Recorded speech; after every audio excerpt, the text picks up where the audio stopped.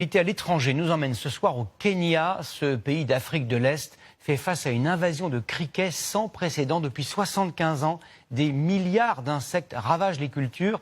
Certains essaims ont la superficie d'un demi-département français. Henri Dreyfus.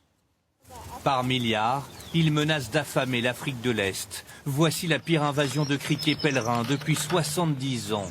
L'espèce la plus dangereuse. Elle s'attaque aux cultures et au fourrage et menace de famine l'un des pays les plus pauvres du monde. Les habitants ne cachent pas leur inquiétude. Nous dépendons beaucoup de cette saison et nous craignons que les criquets détruisent notre récolte.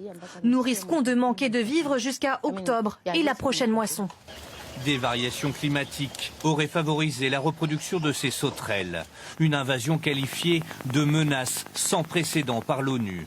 Les autorités locales se disent dépassées. Nous savons que les criquets que nous voyons ici peuvent créer une dévastation vraiment massive, non seulement en termes de culture, mais aussi de pâturage, et donc affecter les moyens de subsistance des communautés pastorales.